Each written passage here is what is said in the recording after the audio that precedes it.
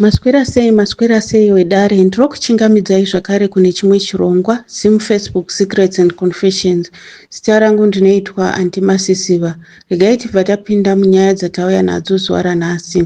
Hanzi makadii tete? So regai nditange nekuti mukadzi wangu ane makore 32, inyeredzi chaiyo. Ndinomuda zvakanyanya. Ini ndine 37 years. Tine vana 2 vakomana vose vakanaka chaizvo. Mumwe ane 3 years, mumwe ane 1 year. Taane makore 5 takaroorana, asi takazivana zvedu over 10 years now. Pakangozvarwa mwana wedu mukuru, takabva tatengawo imba edu ine 4 bedrooms kumasvingo. Imba yakanaka chaizvo iyoyo, ende tose takaifarira. Patakaita mwana wedu wekutanga, we both agreed that we wanted more. Mudzimai wangu anogara achingoti, ndinoda wana 3 kana 4. Ini ndaingobvumirana nazvo pese paanenge azvitaura. Ndaimboita hangu majokes naye zvokuti wana 4 wanozokunetsa etc. Asi pese pataitaura nezvazvo aingoti, can we please at least keep an open mind about it? Ndaingopindura kuti yes, we can do that. Ndinozvishandira hangu mabasa emaoko, saka basa rangu rinoita kuti ndigare ndiri busy most of the times.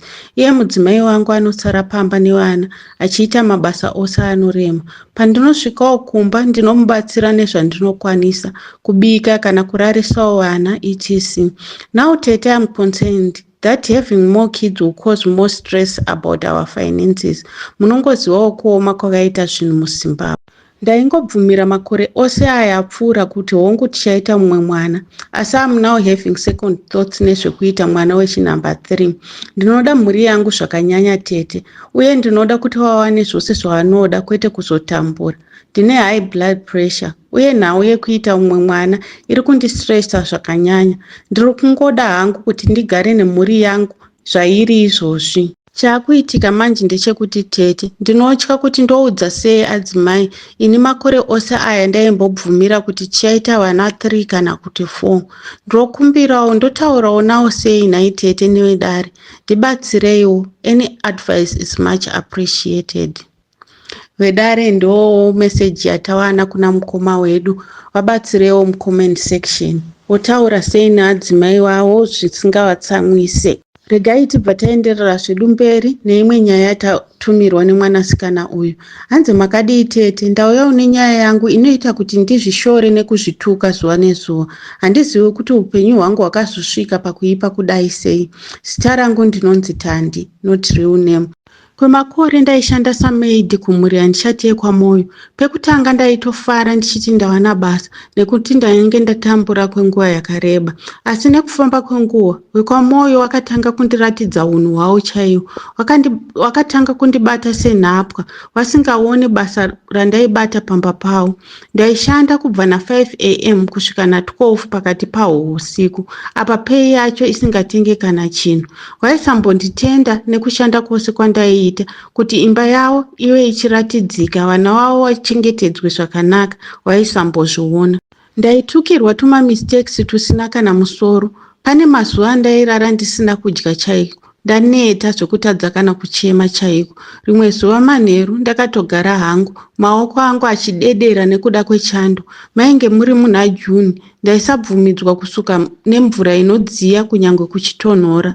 Peni yeutsinye hwawaindiitira yakanyanya kundirwadza chaizvo musi iwowo. Ndipo pandakazofunga zvekuhaya matsotsi kuti wabirwe, kwete kuti wakuwadzwe, asi kungowatyisidzira kuti wazive kuti zvinorwadza sei kushaya simba. Ndaiziva vamwe vanhu vekumaraini kwandaigara vaizivikanwa nekungoita zvinhu zvisiri pamutemo. Ndakazoenda kwavari ndikataura nyaya yangu. Ndakavaudza kuti vanongouya opaza nekuba woenda zvavo. Hapana anofanira kukuwara. Munongovaziva vakomana weJoni. Ndakangovapromisa kuti zvinhu zvamunenge maba munotora zvenyu. Zuva ratakaronga kuti vauye rakasvika. Ndakaudza mbavha dziya kuti dzaizopinda sei, kuti sefi yemari iri pai, nezvimwewo zvinhu zvakaita semalaptop kuti vanozviwana pai. Family yese yainge yaenda kudhina musi uwowo, ende zvinhu zvairatidza kuti zvaizofamba zvakanaka. Mabhosi akazokasika kusvika zvandainge ndisina kufungira. Ndainge nditori zvangu mukicheni, ndiri mubishi kubikira mbavha dzangu tii. Ndakanzwa mheremhere ndakamhanyira kuti ndione kuti chii chainge chakaitika. Zvandakaona ipapo zvakandityisa. Wamoyo wainge waedza kurwisana nembavha dziye, imwe ikapanika ndokuvatema nesimbi. Wainge wafenda wari pafloor. Mbavha dzakatanga kutiza. Ndikati neni pakadai ndichamirirei, because zvaitoratidza kuti yainge iri inside job. Wedare zvakaoma mufunge. Ndakazonogara neimwe mbavha yacho kumazuva 3 ndichiitwa mukadzi, since dhiu ranga risina kuzobudirira. Ndokuzotiza ndakudzokera zvangu kuzimu nekuti painge patoshata, ndainge ndichitsvagwa nemapurisa siku nesikati. Zvazvakangooma hazvo nai wedu we. Naimi vanhu vanoshanda, ko kana maona kuti hazvisi kuita pandiro kushanda apa ndiri kubatwa senhapwa, ko kungooneka woenda mune zvakanaka pane kuzorarirwa mahara nai wedu we, ko ukawana chirwere unozoti ndakaitei shuwa. Zvakaoma chokwadi. Tauraiwo nawo sister wedu ava mucomment section. Regai tizosangana zvakare muzvikamu zvinotevera.